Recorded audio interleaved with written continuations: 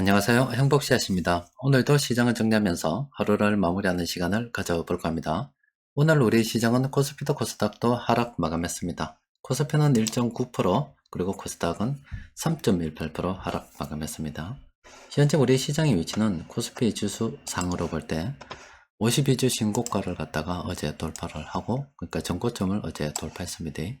새로운 어떤 시장을 향해서 나아가고 있는 그런 상황인데, 오늘은 다시 그 안쪽으로 쏙 들어와 버렸습니다. 시장 투심에 악영향을 미친 뭔가 사건이 있었다는 건데, 시장에 나오는 뉴스들 들여다보면은 미국 신용등급 이야기가 나옵니다. 미국 신용등급 피치에서 이렇게 한 단계 낮췄다, 이렇게 이야기 나오는데, 이 자체가 별로 중요한 게 아니라 예전의 경험이 중요한 겁니다. 한 2011년도 경인가 S&P에서 미국의 신용등급을 낮춘 적이 있었습니다. 그때 미국 시장이 좀 많이 하락을 했었어요. 그래서 이번에도 아직은 우리 시장 같은 경우는 좀 더 반응을 살펴봐야 됩니다만은, 오늘 미국 시장이 어떻게 되는지, 내일 미국 시장이 어떻게 되는지, 이걸 보면 우리 시장 입장도 정리가 되겠죠. 그러니까 예전의 경험상 2011년도쯤에 미국의 신용등급이 낮아졌을 때 주식시장이 좀 과하게 하락을 했다. 그래서 이번에도 그렇지 않을까, 이런 우려감이 이 시장에 반영이 되었다, 이렇게 볼 수가 있겠습니다. 그런 이건 우리 시장 이야기고, 앞서 말씀드린 것처럼 미국 시장이 어떻게 되는지 좀 살펴보면 내일 우리 시장도 방향 결정이 되겠지요. 그리고 우리 물가가 발표됐습니다. 7월 소비자 물가 지수가 발표가 됐는데, 시장 예상보다는 좀 더 낮게 나왔습니다. 이렇게 낮게 나온 것은 유가가 그동안 낮았기 때문에 그 영향을 많이 받았다, 이렇게 볼 수가 있겠는데, 물론 예전에 높은 이렇게 물가와 비교가 됩니다. 그럼에도 불구하고 아마 이게 마지막으로 해서 다시 다음 달부터는 올라가지 않을까 싶어요. 왜 그러냐면은 원유 가격이 최근 들어서 이렇게 오르고 있고요. 또 그리고 원자재 가격들이 오르고 있습니다. 즉 밀 가격도 그렇고 구리 가격도 그렇고 그래요. 또 그리고 우리나라 같은 경우도 7월 달에 참 수입해가 많았습니다. 그러면은 농산물 가격이 오를 거단 말이에요. 그게 다시 물가에 영향을 미칠 수밖에 없겠죠.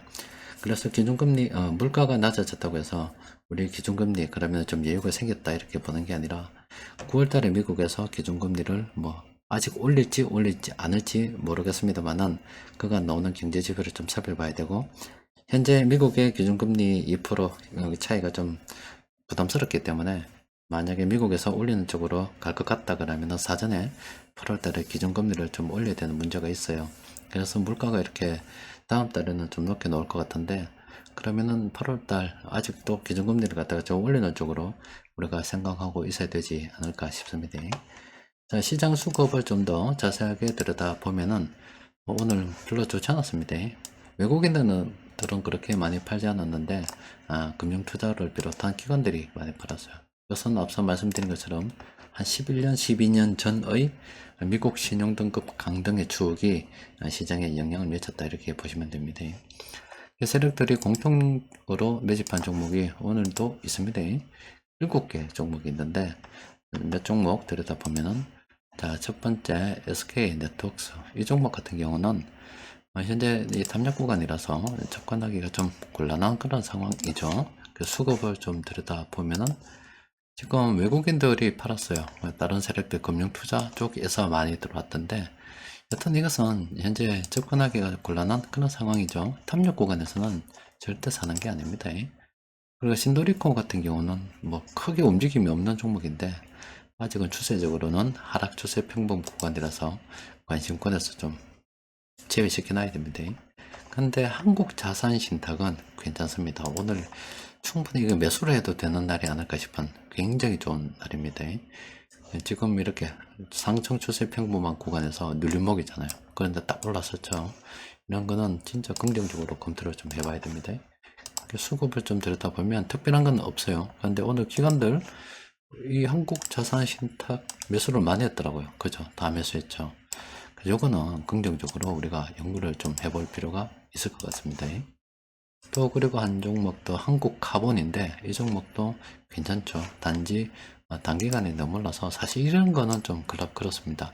앞서 본 한국 자산 신탁처럼 올랐다가요, 이렇게 좀 내려찍다가 딱 이렇게 올랐으면 참 이때가 정말 좋은 날이거든요. 그런데 옆으로 이렇게 쭉 횡보하는 것은 접근하기가 참 곤란합니다. 한국 자산 신탁하고 좀 분위기가 다르죠. 그래서 요거는 한국 가본 같은 경우는 수급을 좀 들여다보면 외국인들이 들어와서 지금 다시 이렇게 오릅니다만은 접근하기가 현재 상당히 좀 곤란한 그런 상황입니다. 그래서 오늘 검색된 여러 가지 종목들이 있는데 그 중에서 한국 자산 신탁 같은 경우는 우리가 공부를 좀 해봐도 되지 않을까 싶어요. 여튼 우리 7월 물가가 좀 하락했습니다만은 다음 달 물가는 뭐 이번 달보다는 좀 더 오를 것 같아서 8월 이번 달이죠. 기준금리 인상이 돼서 그 충격 대비를 좀 해봐야 될 것 같고, 또 미국 신용 등급 강등과 관련해서 오늘 미국 시장이 어떻게 움직이는가, 미국 시장 투자자들의 분위기는 어떤가, 이런 부분은 조금 살펴보는 게 좋겠습니다. 여튼 이런 내용들은 사실 단기적인 어떤 변동에 대한 이야기들입니다. 근데 좀 멀리 보면은 이런 거 전혀 걱정하지 말고 좀 여유들이 있다 그러면 세력들이 어제 사실 물량을 모아가는 종목들이 많이 나왔잖아요. 또 시장이 상승하게 되면 업종 전반으로 수급이 쫙 퍼지기 때문에 지금도 여전히 세력들이 매집하고 있는 종목들 함께 물량을 모아갈 수 있는 좋은 시기라 볼 수가 있겠습니다. 또 그리고 우리 코스피 지수가 뭐 여러분들 차트 보면 아시겠지만은 그동안 뭐 좋지 않은 뉴스 일색이었잖아요. 그럼에도 불구하고 이렇게 야금야금 오르고 있습니다. 이렇습니다. 물량을 모아갈 때는요, 좋지 않은 뉴스가 나오는데 이렇게 오릅니다. 이게 우리가 주식이라는 것이 일반 상품과 달라서 그냥 임자 없는 주식은 없다고, 내가 들고 있든지 아니면 상대방이 들고 있든지 둘 중에 하나입니다. 그런데 내가 세력의 입장이라면, 물량을 모아가는 입장이라면 좋지 않은 뉴스를 내보내서 사람들의 투매를 유도하는 게 좋고, 또 새로 주식을 살려고 하는 사람들의 투자 심리를 꺾어 놓는 게 훨씬 더 유리하겠죠. 그래서 시장에 좋지 않은 뉴스가 나올 때 보통 주식 같은 경우는 매수 시기라고 보시면 됩니다. 지금도 여전히 물량을 모아갈 수 있는 좋은 시기이기 때문에 조금 여유가 된다 그러면 좀 아껴서 지금도 주식을 계속 모아가는 게 좋지 않겠나 싶습니다. 자, 오늘은 여기까지 정리하도록 하겠습니다. 이상입니다.